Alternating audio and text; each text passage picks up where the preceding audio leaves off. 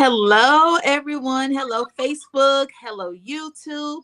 Thank you all for joining in. Welcome back to Let's Talk Wednesdays. My name is Shawnette Collins, and I am the CEO and the family advocate of the G.R.A.C.E agency, where we advocate for families that have child welfare cases. We also help fathers to gain paternal rights to their children through legitimation. And we also help families connect to local community resources through our Let's Talk Wednesday, which is what we are doing today. So thank you all for joining. If you have never seen a Let's Talk Wednesday, you have been missing out. There's so many different resources that these Wednesdays provide. So definitely don't miss out on another Wednesday. You never know when yourself or someone you may know may need the resources.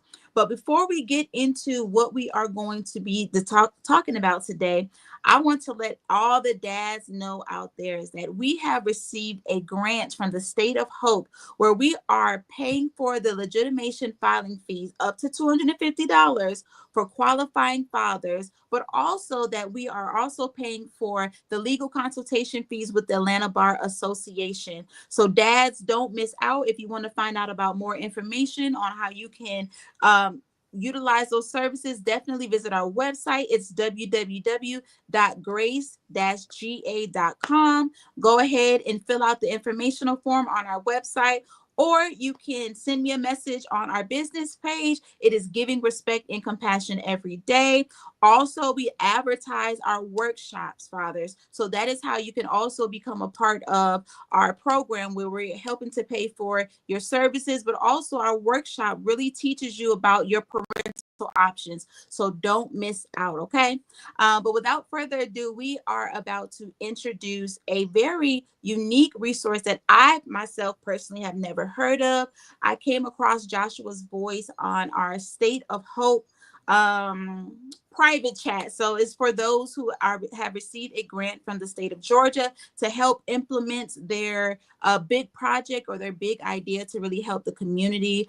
And I'm so thankful that the executive director, Miss Shawnette Good, has joined us on today to introduce who Joshua's Voice is and what their initiatives are. So without further ado, Miss Shawnette, I would love for you to introduce yourself.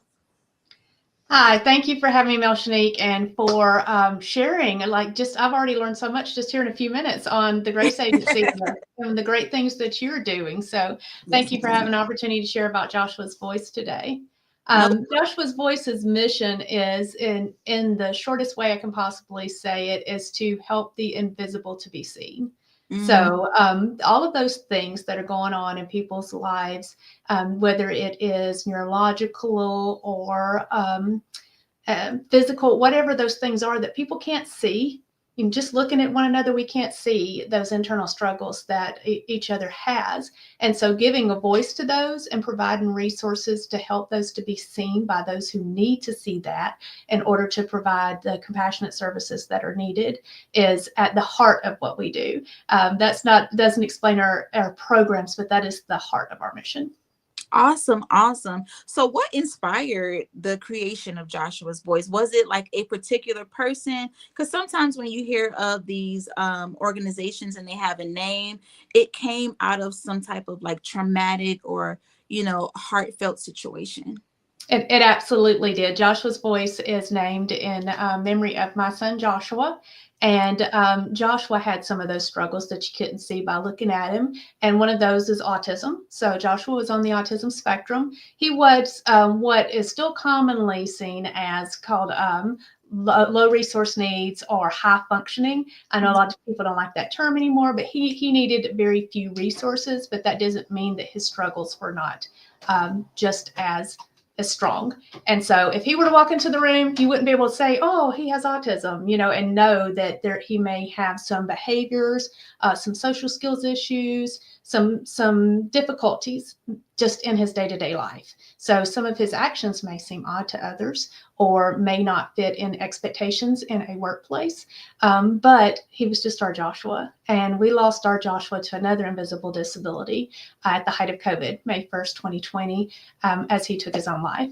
So that is another invisible disability out there that a lot of people don't think of, but those struggles that nobody may be able to see. You know, you maybe go through all the training to try to see the signs, and that is wonderful, but there's some that just can't be seen, and we just can't know the struggles that others are going through. So from that, we wanted to find a way that how could we embrace those both sides of his life and his death, the struggles that he had that no one could see by looking at him. And the more we talked to people, we found out there's so many people that have these same struggles.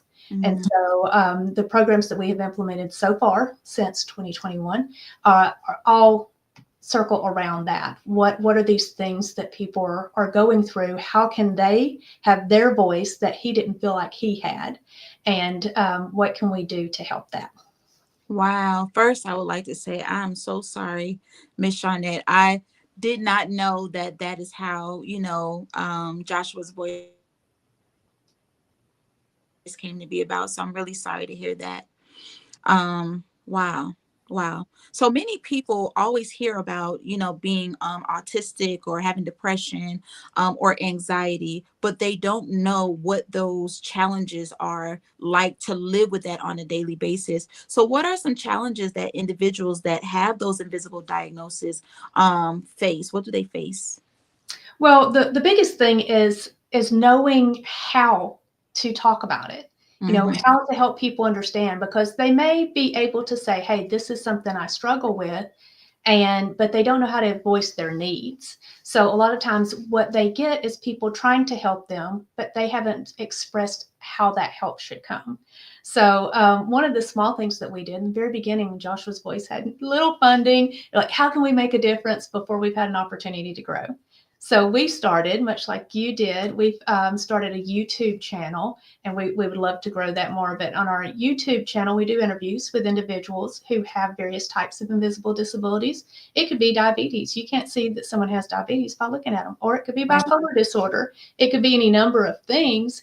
And we have a conversation with them, much like you and I are doing right now. And we say, tell us what it's like. Tell us what your daily life is like. Not just the diagnosis. You know, how did the diagnosis come into your life? And Hmm. how does it affect your daily life? Instead of them trying to say, this is the thing I have, and these are the characteristics of that thing. Instead, how does it impact your life? And Okay. then how do people think that they are trying to help you versus knowing what you've just expressed, what it's like living with this? How could people actually be helpful? Because a lot of times they're not going to feel comfortable going to that family member and saying, I know what you've been doing and you're really trying hard, but it's just not helpful. But if they can do that on a generalized way of saying, anyone who may be dealing with the things I'm dealing with day to day, Hmm. this is what can really help, versus I know people have good intentions and this is what they try to do. And then we always try to end it on a word of hope, because maybe this person they've been carrying this challenge with them for a while and they've adapted some, but someone else may be coming to that video for the first time and they are feeling hopeless about their future with this. And it can give them some hope that, yes, this person has found a way to have a fulfilling and complete life despite their challenges. And maybe I can too. Wow. Wow, wow, wow. So you talked about starting off from a point of how did the diagnosis come into their life, all the way up to them getting diagnosed and then the services that they may need.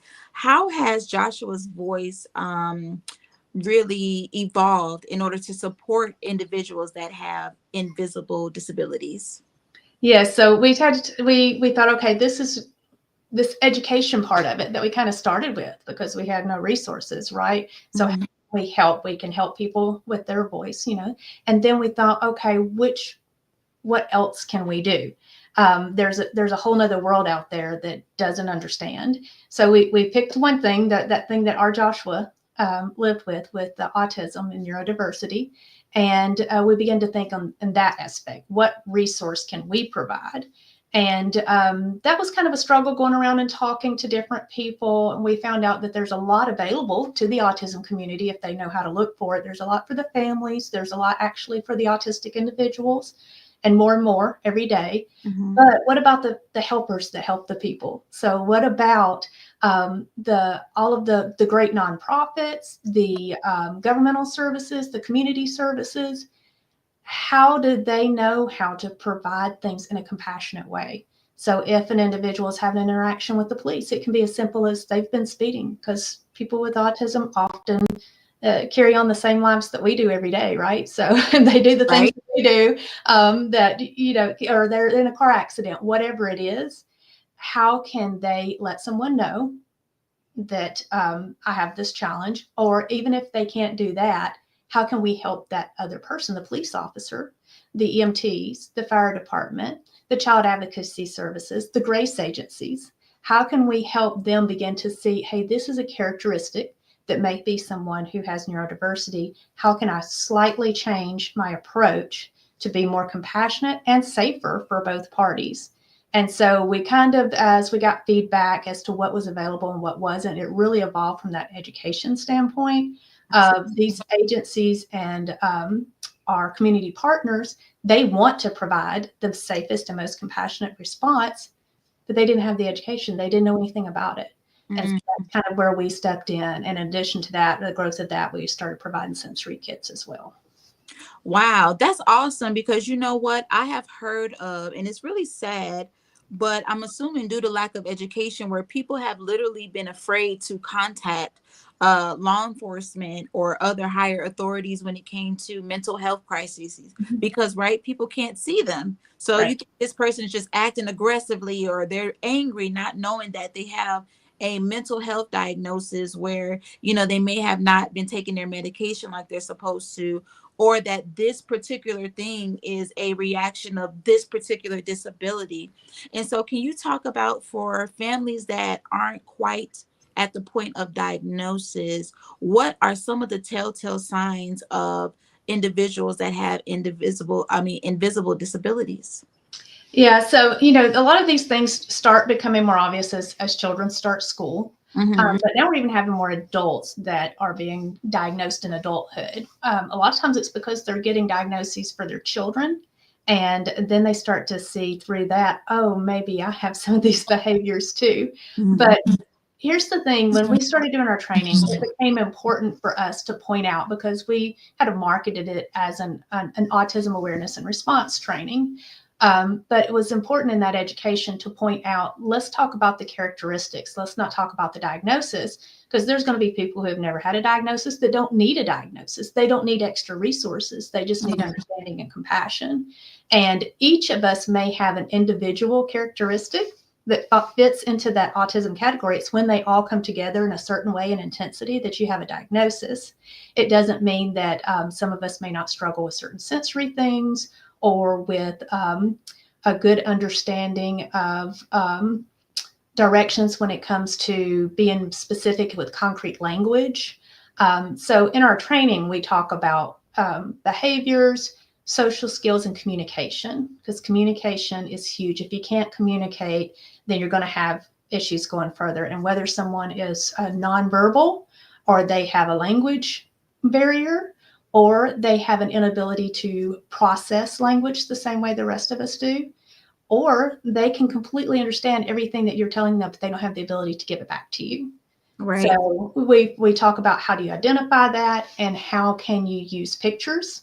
How can you use gestures? How can you use the other things that you have in your arsenal to be able to communicate in a different way, and not assuming because someone doesn't look you in the eye that they aren't listening. That if they do look you in the eye, they're understanding. Mm-hmm. So kind of reconceiving the notions around what communication looks like, and the importance of how pictures are more universal. So how Mm-hmm. can we use pictures? How can we use gestures? How can we double check for understanding? And how can we do all of that in a compassionate way? And then we move on to the behaviors and social skills as well. So as far as how they may start to recognize, again, not look for a diagnosis in yourself and others, but look for the areas that you are experiencing difficulty, and Mm-hmm. think out those particular things, and what resources do you need. If you can get help in those areas without a diagnosis, then great, focus Mm-hmm. on where you need those strengths. But if it becomes that you start to see, well, I need resources, that a diagnosis is the only thing that's going to get me there, Mm-hmm. then start seeking out that diagnosis. But otherwise, look at the issues where there's difficulty, and what resource can take care of that. Okay. Okay, awesome. And you know what? I feel like there has been a boom of adults being diagnosed and now figuring out why they always acted a certain way or displayed a certain characteristic when they were young. So that's helpful information. Now I did hear you talk about sensory kits. What are those? Yeah, so kind of in the beginning, we had this idea around sensory kits that this was a physical thing that we could provide. And it was kind of a backwards evolution into the education because when we started reaching out to first responders and others that we thought may benefit from these sensory kits, they're like, these are great, but we don't know anything about autism, neurodiversity, or what to do with these. Right. And so the sensory kits kind of became a secondary tool, but an important one. So I can tell you a little bit about what is in our sensory kits. And then I would love to discuss how we approached sensory kits when we didn't have the funds to provide them. So, Okay. um, to help others understand why these tools matter and what you can do if you don't have access to them. Okay. So, in our sensory kits, we have picture communication boards, and I wish I had thought in advance to have one near me. But basically, it is a picture that represents a word, okay? And we have a chart that may have many of those. And those can be used to communicate for those who may be nonverbal or unable to communicate in other ways. We also have a Spanish translation. We have the English word, the Spanish word, and the picture. So it may be a police officer. It may be a hand raised, like I need to ask a question. It can be any number of things that can provide communication. And we just have a laminated board. On the back side of that is a keyboard. So someone who may not be able to speak but has complete comprehension may be able to type out what it is that they need to say. And the importance of that, we also have an EMS version, but the importance of that, just think about, let's say when you go to McDonald's, okay? When you go to McDonald's, they've got hamburgers, fries, drink. But what do? We look at the picture and say, I I want want the number that. one, Yeah. right? Right. Because pictures are universal and they're quick and they're easy. So we talk a lot about how you can provide alternate means of communication. So maybe you don't have that. Maybe you have access to pencil and paper or a dry erase board. Okay, think about how you can utilize that. But it's particular for nonprofit organizations, or we've done trainings for jails. Are there places that they can put pictures rather than words?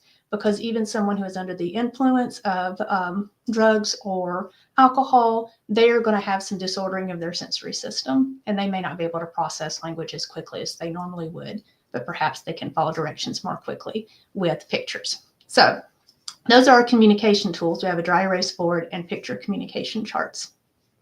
Then we have sensory diminishing tools. So we have noise canceling headphones and sunglasses.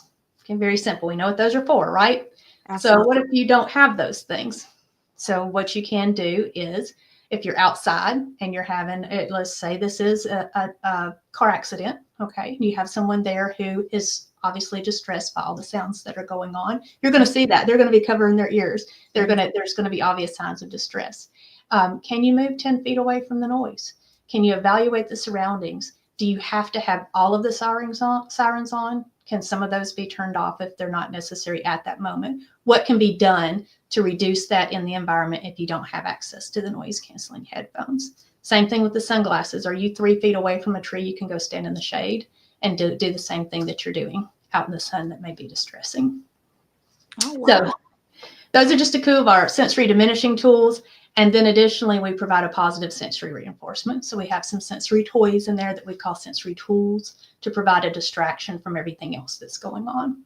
And it's that simple. We have it in a durable backpack that can be thrown around in a police car, emergency vehicle, um, DFACs, in anywhere that there may be stressful situations. These Mhm. things need to be durable, that they can be around all the time and be easily accessed. The other important thing when we made our sensory kits, I talk fast and a lot, so slow me down if you need to, You're is fine. that they also needed to be simple. So maybe the police are dealing with a mom and dad domestic violence situation, and there's a child there that needs help. Someone else is on the scene can open it up, look in there, and say, "Oh, they're covering their ears. Maybe they need these headphones," and they can easily figure it out without any training.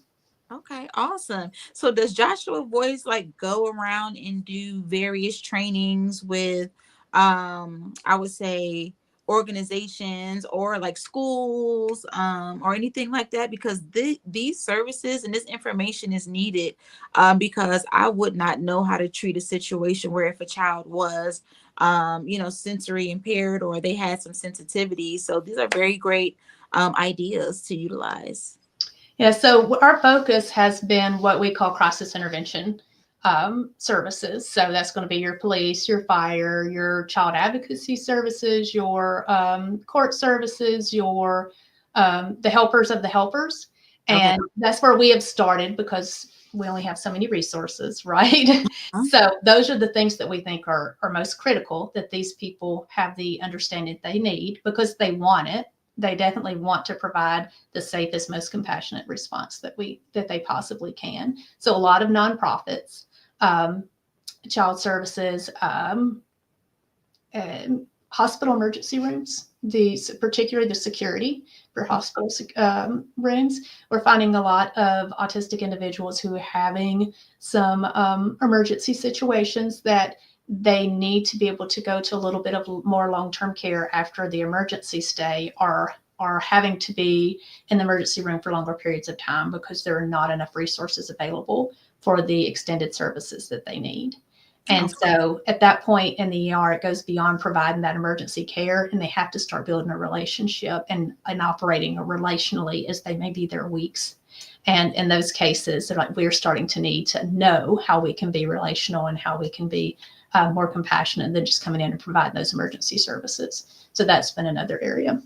Awesome, awesome. So we've got a lot of information on sensory kits. And if you don't have, the specific things about how you can utilize different things in your environment.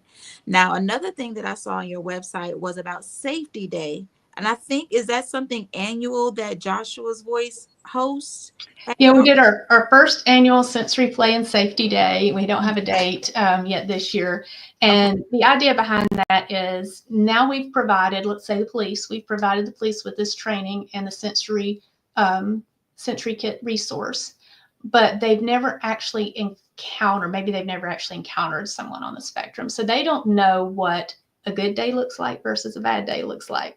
Right. Because for many on the spectrum, a good day can look quite chaotic in how they present themselves. But Hmm. that's just a good day, you know? And so we wanted to provide an opportunity for those families to interact with police in a safe environment, police and fire and EMS, in an environment that is safe. It's not an emergency situation, so that they can get used to it. Many individuals on the spectrum aren't able to recognize the authority of a uniform and what that means.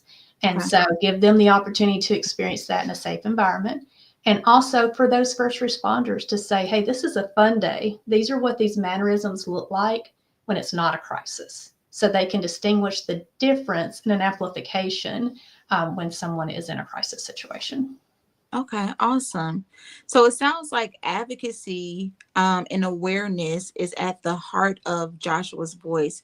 What are some misconceptions? I know we talked about certain characteristics being perceived as something else when the helper, first respondent, doesn't quite know what is going on with that person. But what are some misconceptions about invisible disabilities that you feel like you're working to change?